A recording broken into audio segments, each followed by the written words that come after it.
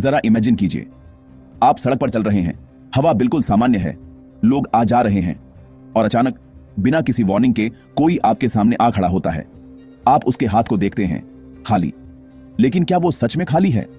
क्या पता उसके पास कुछ छुपा हो, एक छोटा सा ब्लेड, एक स्टिक या फिर बस कोई ऑब्जेक्ट जिसे वो हथियार बना सकता है।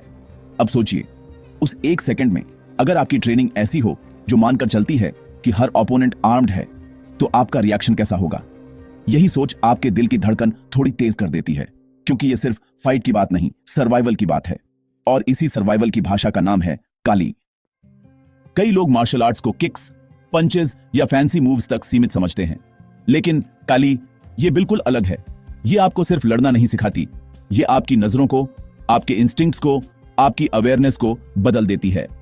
हुक सुनकर जो क्यूरियोसिटी उठी है, आइए उसे एक स्मूथ फ्लो में आगे ले चलते हैं।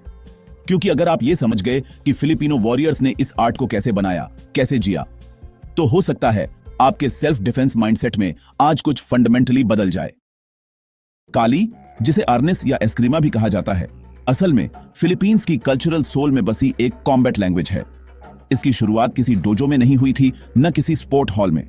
यह पैदा हुई थी उन पहाड़ी इलाकों, उन घने जंगलों और उन विलेजेस में जहां पर हर दिन सर्वाइवल ही असली परीक्षा था। वहां लड़ाई कभी फेयर नहीं होती थी, कभी दुश्मन ज्यादा, कभी हथियार अलग, कभी जमीन अनइवन।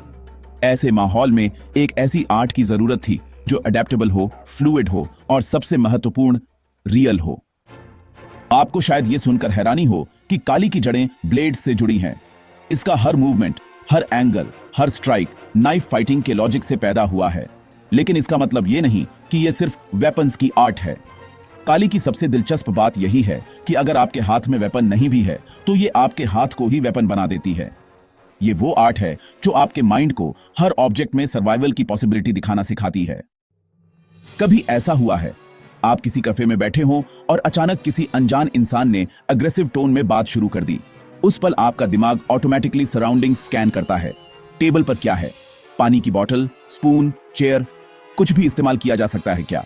ये इंस्टिंक्ट कुछ लोगों में नेचुरली आती है, लेकिन काली इसे शार्पन कर देती है, जैसे कोई लेंस साफ कर दिया हो और दुनिया साफ दिखाई देने लगे।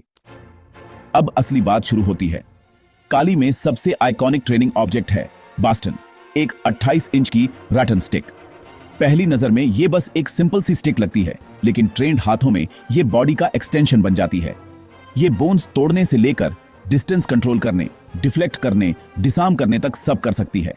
लेकिन यहां असली जीनियस है। स्टिक सिर्फ प्रैक्टिस का गेटवे है। एक बार आपका ब्रेन स्टिक मैकेनिक्स समझ गया, तो वही मैकेनिक्स आपके हाथ में पेन हो, फ्लैशलाइट हो, अम्ब्रेला हो, सब पर अप्लाई हो जाते हैं।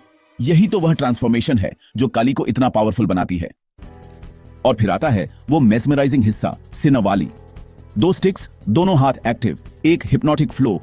देखने में ये डांस लगता है, लेकिन असल में ये सर्वाइवल की कोडिंग है। इमेजिन कीजिए, आपके दोनों हाथ इंडिपेंडेंट माइंड की तरह काम कर सकें। एक स्ट्राइक कर रहा है, दूसरा ब्लॉक, दूसरा काउंटर कर रहा है, पहला एंगल बदल रहा है। यही स्किल आपको केओस में भी काम बनाती है। कभी कभी लाइफ में भी ऐसा लगता है ना, रिस्पॉन्सिबिलिटीज चारों तरफ से अटैक करती हैं, काम, रिश्ते, प्रेशर, और हम सोचते हैं एक काम करूं तो दूसरा छूट जाता है। सिनावाली सिंबल है उस बैलेंस का, उस कंट्रोल्ड केओस का, जो हमें याद दिलाता है कि कोऑर्डिनेशन सिर्फ फाइट में नहीं, लाइफ में भी मास्टरी मांगता है। लेकिन अब जो मैं बताने वाली हूं, वो शायद आपने कभी सोचा भी नहीं होगा। नाइफ फाइटिंग, जिसे कई सिस्टम्स दूर रहते हैं, काली में सेंटर में है, क्योंकि वास्तविक दुनिया में सबसे अनप्रेडिक्टेबल अटैक्स वही होते हैं। काली आपको सिर्फ डिफेंड करना नहीं सिखाती, बल्कि एंगल्स, टाइमिंग और मूवमेंट के जरिए सिचुएशन को न्यूट्रलाइज करना सिखाती है। इसीलिए दुनिया की कई एलीट फोर्सेस काली कॉन्सेप्ट्स को अपनी ट्रेनिंग में शामिल करती हैं। अब एक पल रुककर सोचिए, जब वेपन्स नहीं हो तब क्या? यहां आता है पनंतुकान, फिलिपिनो डर्टी बॉक्सिंग। ये रिंग वाली क्लीन बॉक्सिंग नहीं है, ये एल्बोज है, नीज है, हेडबट्स है, वो सारी चीजें जिन्हें अक्सर टू डेंजरस कहकर मार्शल आर्ट्स में हटा दिया जाता है। लेकिन रियल लाइफ में यही चीजें आपको वो स्प्लिट सेकंड एडवांटेज देती हैं जिसकी वजह से आप बच सकते हैं। बीच में एक और चीज है जो अक्सर नजरअंदाज हो जाती है, फ्लो ड्रिल्स। हुबुट जैसी ड्रिल्स आपके रिफ्लेक्सेस को इतना नेचुरल बना देती हैं कि अटैक देखकर सोचने का समय ही नहीं लगता। आपका बॉडी खुद रिस्पॉन्ड करता है, बिल्कुल वैसे ही जैसे जब आप साइकिल सीख रहे थे। शुरुआत में बैलेंस मुश्किल था, लेकिन बाद में आपका बॉडी खुद एडजस्ट करने लगा। काली उस नेचुरल ऑटोमेशन को कॉम्बैट में लाती है। और अब आखिरी लेकिन शायद सबसे इंपॉर्टेंट चीज, काली का माइंडसेट। दूसरे सिस्टम्स अस्यूम करते हैं कि फाइट फेयर होगी, काली अस्यूम करती है फाइट अनफेयर होगी।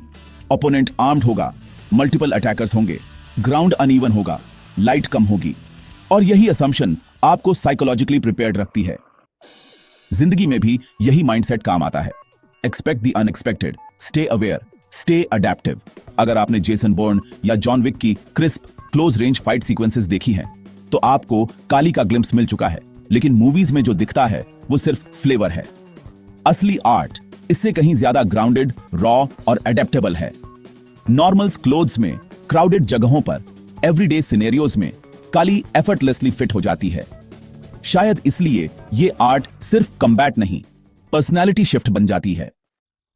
और अब अगर आप यहां तक पहुंचे हैं, तो शायद आपके भीतर भी क्यूरियोसिटी की एक हल्की सी चिंगारी जल चुकी है। इस चिंगारी को बस यूं ही मत जाने दीजिए।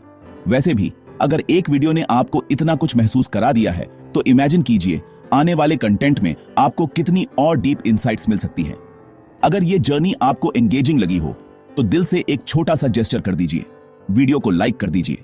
ये सिर्फ सपोर्ट नहीं है, ये एक सिग्नल है कि आपको ऐसे रियल, माइंडफुल और पावरफुल विषय सच में रेजोनेट करते हैं। और अगर आप इस तरह की इंसाइट्स को अपनी रूटीन का हिस्सा बनाना चाहते हैं, तो चैनल को सब्सक्राइब कर लीजिए, ताकि अगली बार जब हम मार्शल आर्ट्स, माइंडसेट शिफ्ट्स या रियल वर्ल्ड सर्वाइवल की दुनिया में उतरें, तो हम ये जर्नी साथ में जारी रख सकें। काली सिर्फ मार्शल आर्ट नहीं है, ये एक रिमाइंडर है कि दुनिया अनप्रिडिक्टेबल है, लेकिन आप पावरलेस नहीं हैं। आप अवेयर हो सकते हैं, आप प्रिपेयर्ड हो सकते हैं, और सबसे जरूरी, आप ट्रांसफॉर्म हो सकते हैं। Stay aware, stay grounded, stay fears.